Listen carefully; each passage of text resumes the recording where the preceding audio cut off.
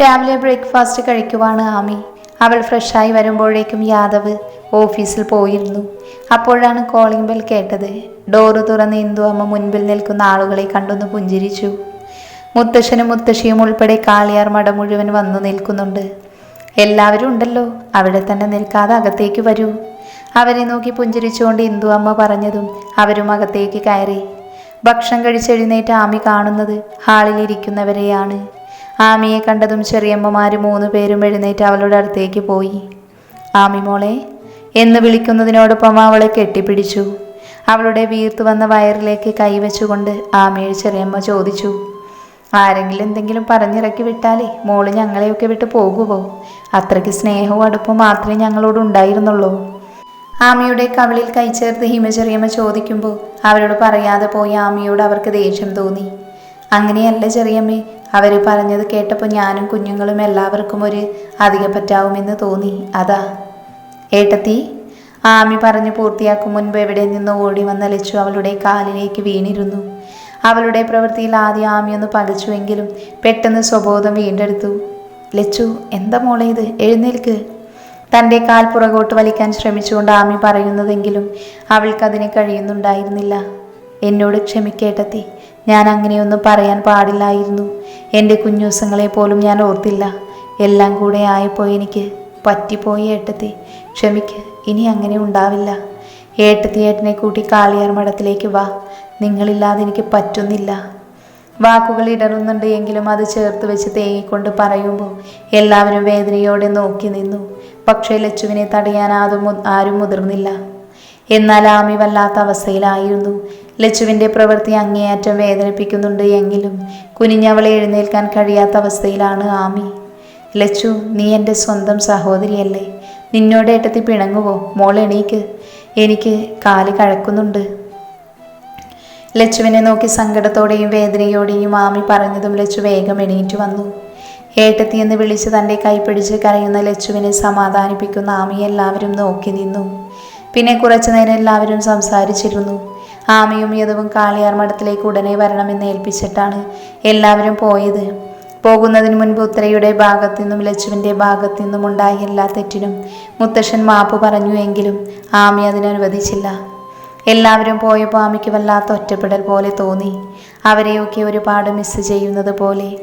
സത്യത്തിൽ ആമിക്ക് കാളിയാർ മഠത്തിലേക്ക് പോകണമെന്നുണ്ടായിരുന്നു. പക്ഷേ ലച്ചുവിൻ്റെയും ഉത്തരയുടെയും വാക്കുകളിൽ അവൾ ഇപ്പോഴും കുടുങ്ങിക്കിടക്കുന്നത് പോലെ. കാളിയാർ മഠത്തിൽ യാദവിൻ്റെ ഭാര്യ എന്ന പദവിയാണ് അവൾക്ക് ആ വീട്ടിലുള്ള സ്ഥാനം നിശ്ചയിക്കുന്നത്. ഇനി കാളിയാർ മഠം അവൾക്കിപ്പോഴും ഒരുപോലെയാണ് എങ്കിലും മറ്റുള്ളവരുടെ കണ്ണിൽ താൻ അങ്ങനെ ആയിരിക്കില്ല എന്നുള്ള തിരിച്ചറിവ് ഇപ്പോൾ അവൾക്കുണ്ട്. അതിനേക്കാളെല്ലാം ഉപരി അയാൾ തനിക്ക് തരുന്ന കരുതലിനും സംരക്ഷണത്തിനും പകരം മറ്റാർക്കും തന്നെയും കുഞ്ഞുങ്ങളെയും നോക്കാൻ കഴിയില്ലെന്ന് അവൾക്കിപ്പോൾ ഉറപ്പുണ്ട്. ഓഫീസ് ജോലി തീർത്ത് തിരക്കിട്ട് വീട്ടിലേക്ക് വന്നതാണ് യാദവ്. ഇപ്പോൾ പഴയ പോലെ 1 മണിയൊന്നുമല്ല, ഷാർപ്പ് 5 മണിക്ക് അവൻ വീട്ടിലെത്തിയിരിക്കും. പഴയ പോലെ മദ്യപാനവും ഇല്ല അവന്. അന്ന് ആമി ബെഡിൽ കിടക്കാൻ പറഞ്ഞതിന് പിന്നെ യാദവ് അവൾക്ക് ബെഡ് ഒഴിഞ്ഞു കൊടുത്തില്ല. പോരാത്തതിന് ആമിക്ക് 7 മാസം തുടങ്ങി. അതുകൊണ്ട് വയറ് കുറച്ചുകൂടെ വലുതായി. കൂടാതെ അസ്വസ്ഥതകളും ശാരീരിക ബുദ്ധിമുട്ടുകളുമുണ്ട്. വില്ലയിലെത്തിയ ഉടനെ യാദവിൻ്റെ കണ്ണുകൾ അവിടെ മുഴുവൻ ആമിയെ തിരഞ്ഞു. അകത്തെവിടെയും കാണാതായതും അവൻ പതിയെ കിച്ചണിലേക്ക് പോയി. അടുക്കളയിൽ പാചകം ചെയ്യുന്ന ഇന്ദു അമ്മയോട് സംസാരിച്ചുകൊണ്ട് പച്ചക്കറി മുറിക്കുന്നവളെ കണ്ടതും അവൻ വേഗം മുറിയിലേക്ക് പോയി. ആമി ഇപ്പോൾ പഴയതുപോലെയല്ല. തന്നോട് സംസാരം വളരെ കുറവാണെങ്കിലും മുഖം തിരിക്കുകയോ വെറുപ്പ് കാണിക്കാറോ ഇല്ല. പോരാത്തതിന് പഴയതുപോലെ മുറിയിൽ തന്നെ അടച്ചിരിക്കാതെ ഇന്ദു അമ്മയോടൊപ്പം അടുക്കളയിലും പുറത്തും എല്ലാ സമയവും ചിലവഴിക്കാറുണ്ട്. ആദ്യമായിരുന്നെങ്കിൽ ശരീരാസ്വസ്ഥതകളുടെ പേരിൽ മുറിയിൽ തന്നെ ചടഞ്ഞുകൂടിയിരിക്കുമായിരുന്നു. തുടക്കത്തിൽ ഈ വീടുമായും താനുമായും ഉണ്ടായിരുന്ന ആമയുടെ അകൽച്ച പതിയെ മാറി വരുന്നുണ്ട് എന്നോർക്കെ അവൻ്റെ മനസ്സിലും ഒരു തണുപ്പ് നിറഞ്ഞു. മുറിയിലെത്തിയ ഉടനെ ബാത്റൂമിൽ കയറി വന്ന് ഫ്രഷായതിനു ശേഷം യാദവ് പുറത്തേക്ക് വന്ന് റെഡിയായി. ടേബിളിലിരിക്കുന്ന കാപ്പി കണ്ടതും അതെടുത്ത് ചുണ്ടോടി ചേർത്തു. ആമി കൊണ്ടുവച്ചതാണ്. ഇപ്പം തനിക്ക് വൈകിട്ടുള്ള ചായ കൊണ്ടുതരുന്നത് പതിവായി ആമിയാണ്. പക്ഷേ തനിക്ക് മുഖം തരാറില്ല. കഴിഞ്ഞ ആഴ്ച ഡോക്ടർ വന്ന് ചെക്കപ്പ് ചെയ്തപ്പോൾ ഷുഗറും കൊളസ്ട്രോളും കുറച്ച് കൂടുതലായി പറഞ്ഞിട്ടുണ്ടായിരുന്നു. എന്തായാലും ഇന്ന് കുറച്ചു നേരം ആമിയെ കൊണ്ട് ബീച്ചിലൂടെയോ പാർക്കിലൂടെയോ നടത്തിക്കണമെന്ന് മനസ്സിൽ ഉറപ്പിച്ചതാണ്. പുറത്തെവിടെയും പോകാതെ വീടിനകത്ത് തന്നെ ചടഞ്ഞുകൂടിയിരിക്കുമ്പോൾ അവൾക്കും വല്ലാത്ത മടുപ്പായിരിക്കും. കാപ്പി കുടിച്ച് ഹാളിലേക്ക് ഇറങ്ങിയപ്പോഴാണ് സോഫയിൽ TV കണ്ടിരിക്കുന്ന ആമിയും അവളുടെ അടുത്ത് ഫ്രൂട്ട്സിൻ്റെ പാത്രവുമായിരിക്കുന്ന ഇന്ദു അമ്മയെയും കാണുന്നത്. ആമി, പതിവ് പോലെ അവൻ്റെ ഗാംഭീര്യം നിറഞ്ഞ ശബ്ദം അവിടെ ഉയർന്നതും രണ്ടുപേരുടെയും കണ്ണുകൾ അവനിലേക്ക് സഞ്ചരിച്ചു. വേഗം റെഡിയാക്, ഒന്ന് പുറത്തു പോകാം.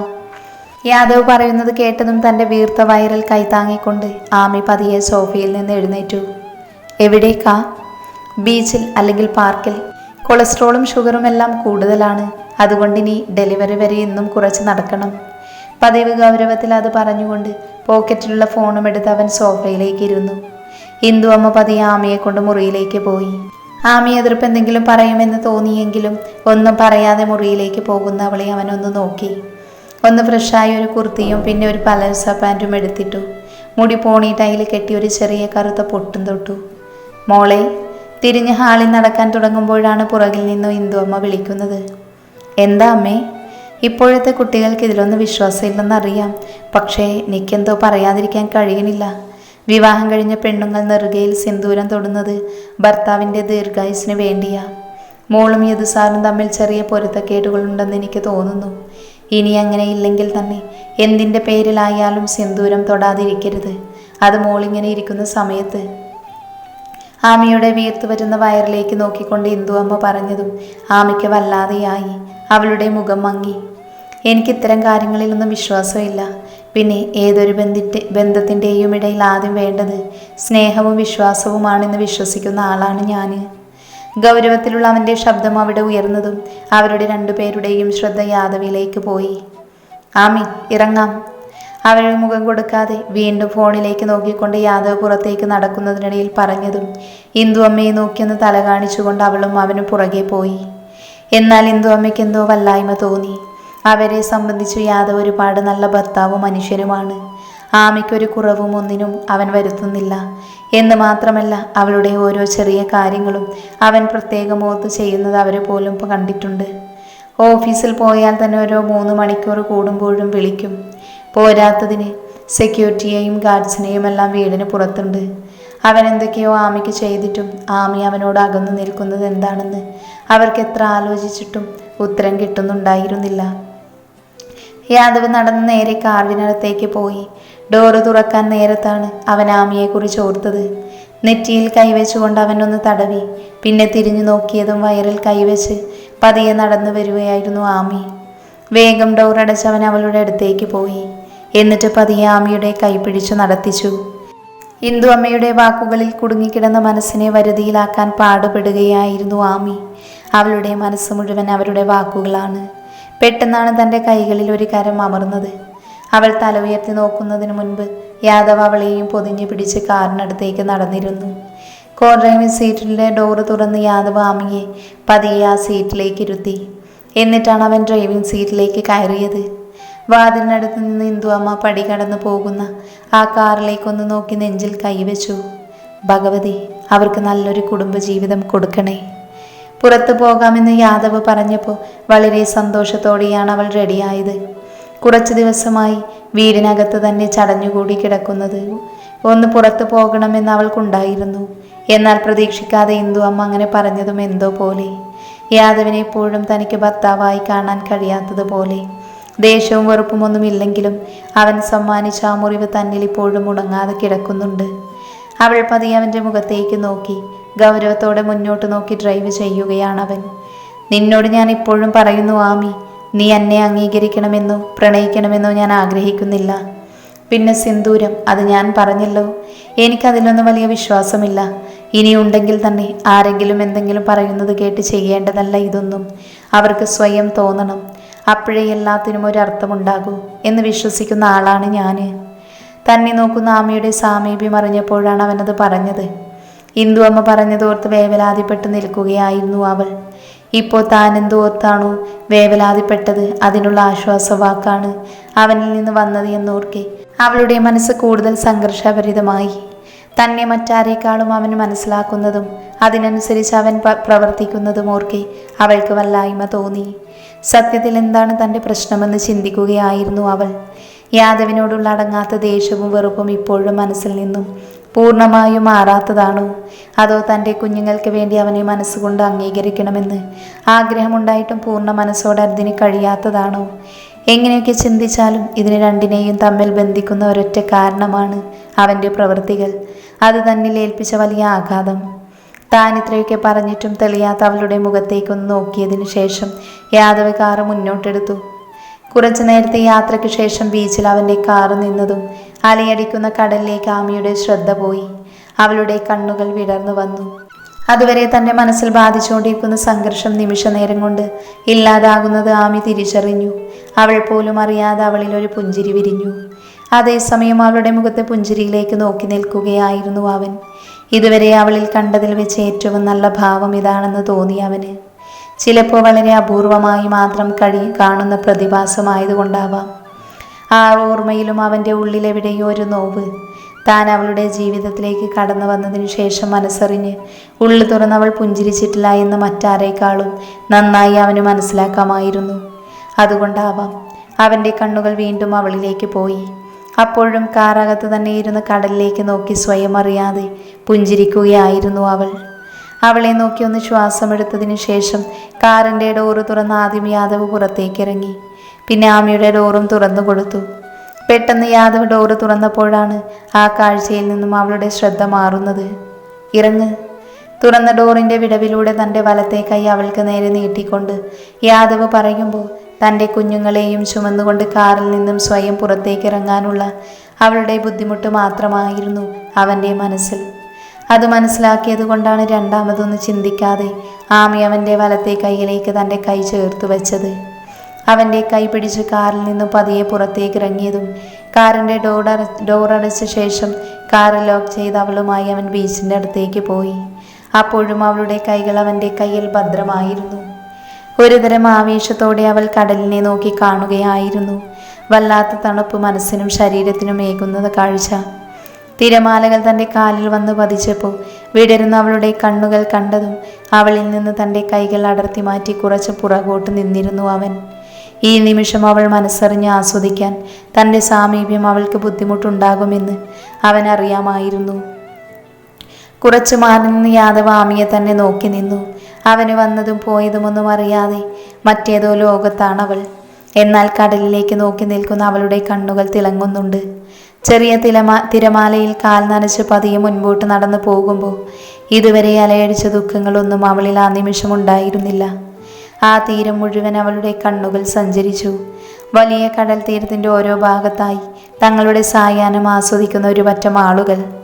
തിരമാലകൾക്ക് സൈഡിലൂടെ പതിയെ ഓരോ അടിയായി മുൻപോട്ട് നീങ്ങുമ്പോൾ ആ കടൽ തീരത്തെ കാഴ്ചകൾ ആസ്വദിക്കുകയായിരുന്നു അവൾ. സായാഹ്നം ആസ്വദിക്കാൻ വന്ന നിരവധി ആളുകൾ, അവരിൽ സുഹൃത്തുക്കളും കമിതാക്കളും ഭാര്യ ഭർത്താക്കന്മാരും, അങ്ങനെ ഒരുപാട് ആളുകൾ. എല്ലാവരും സന്തോഷത്തിലാണ്. തിരക്ക് പിടിച്ച ജീവിതത്തിനിടയിലും തൻ്റെ പ്രിയപ്പെട്ടവർക്കൊപ്പം കുറച്ച് സമയം ചിലവഴിക്കാൻ വന്നവർ. ആമിയുടെ കണ്ണുകൾ തൻ്റെ മുന്നിലൂടെ ഓടിക്കളിക്കുന്ന 2 കുഞ്ഞുങ്ങളിൽ എത്തി നിന്നു. അവളുടെ ശ്രദ്ധ അവർക്ക് നേർക്കായിരുന്നു. 5 വയസ്സുള്ള പെൺകുഞ്ഞും 10 വയസ്സ് തോന്നിക്കുന്ന ഒരു ആൺകുഞ്ഞും.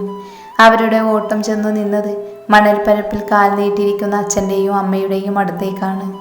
സന്തോഷത്തോടെ അവരെ നോക്കി സംസാരിക്കുന്ന അച്ഛനെയും അമ്മയെയും, പിന്നെ ഓടി വന്ന് അവരുടെ കൈകളിൽ തൂങ്ങിക്കളിക്കുന്ന കുഞ്ഞുങ്ങളും.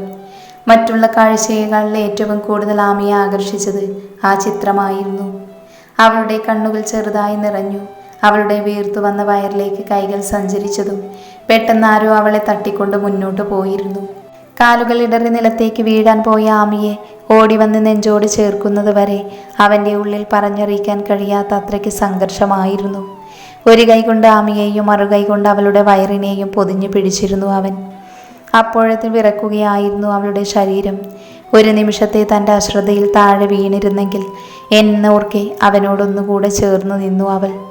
വിറക്കുന്ന അവളുടെ ശരീരം ഒന്നുകൂടെ പൊതിഞ്ഞു പിടിച്ച് അവളുടെ തോളിൽ തട്ടുമ്പോൾ അവളുടെ ഉള്ളിലെ വിറയിൽ അവനും തിരിച്ചറിഞ്ഞിരുന്നു.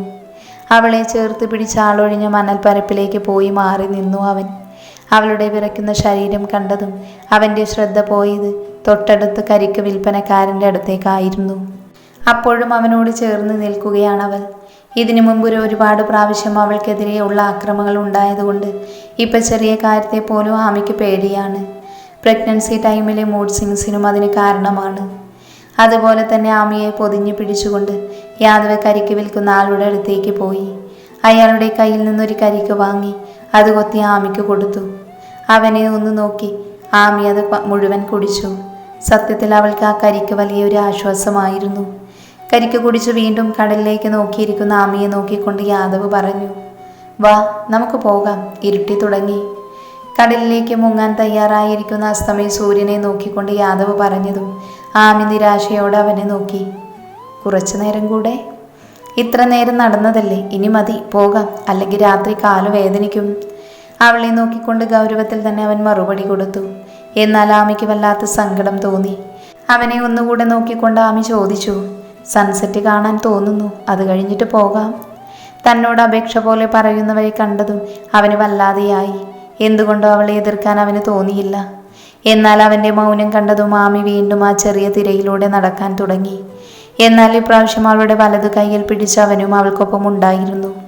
ഒരു കൈ ആമിയിലും മറുകൈ ഫോണും പിടിച്ച് മുൻപോട്ട് നടക്കുമ്പോൾ ആമിയിൽ തന്നെയായിരുന്നു അവൻ്റെ ശ്രദ്ധ. ആ സന്ധ്യാനേരത്ത് ആൾക്കൂട്ടത്തിനിടയിൽ അവളുടെ കൈ പിടിച്ച് ആ സൂര്യാസ്തമയം കാണുമ്പോൾ അവൻ്റെ കണ്ണുകൾ പലപ്പോഴും അവളുടെ മുഖത്തെ സന്തോഷത്തിലായിരുന്നു. രാത്രി സൺസെറ്റ് കഴിഞ്ഞാണ് അവർ വീട്ടിലേക്ക് പോയത്. ഒരു 7:30 ആയപ്പോൾ വീട്ടിലെത്തിയിരുന്നു. പുറത്തുനിന്ന് ഭക്ഷണമൊന്നും കഴിക്കാതെ വന്നതുകൊണ്ട് വന്ന് കയറിയ ഉടനെ ഇന്ദു അമ്മ അവർക്ക് കഴിക്കാനുള്ളതെല്ലാം ഉണ്ടാക്കി വെച്ചിരുന്നു. ആമി മുറിയിലേക്ക് കയറിയ ഉടനെ ഒന്ന് കുളിച്ചു. പിന്നെ ഒരു ടീഷർട്ടും പലോസയും ഇട്ട് ബെഡിലേക്കിരുന്നു. ആമി തളർന്ന് ബെഡിലിരിക്കുന്നത് കണ്ടുകൊണ്ടാണ് യാദവ് മുറിയിലേക്ക് വന്നത്. അവളെ ഒന്ന് നോക്കിക്കൊണ്ട് കയ്യിലുള്ള ആപ്പിൾ ജ്യൂസ് അവൻ അവളുടെ അടുത്തേക്ക് പോയി. ആമി ഹെഡ് റെസ്റ്റിലേക്ക് ചാരി കണ്ണുകൾ അടച്ചപ്പോഴാണ് തൻ്റെ മുൻപിൽ ആരോ വന്നു നിൽക്കുന്നത് പോലെ തോന്നിയത്.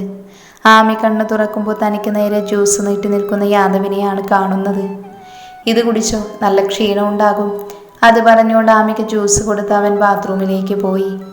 അവനെ ഒന്ന് നോക്കിയതിനു ശേഷം ആമി ആ ജ്യൂസ് കുടിച്ചു. ഉടനെ ഇന്ദു അമ്മ അവൾക്കുള്ള ഡിന്നറും കൊണ്ടു കൊടുത്തിരുന്നു. അന്നത്തെ നടത്തവും അലച്ചിലും കാരണം കഴിച്ച ഉടനെ ആമി കിടന്നു. ഉറങ്ങിക്കിടക്കുന്ന അവളെ ഒന്ന് നോക്കിക്കൊണ്ട് യാദവ് മുറിയിലേക്ക് വന്നത്. ക്ഷീണം കൊണ്ട് തളർന്നുറങ്ങുന്നവളെ നോക്കിക്കൊണ്ട് അവനും അവളുടെ അടുത്തേക്ക് കിടന്നു.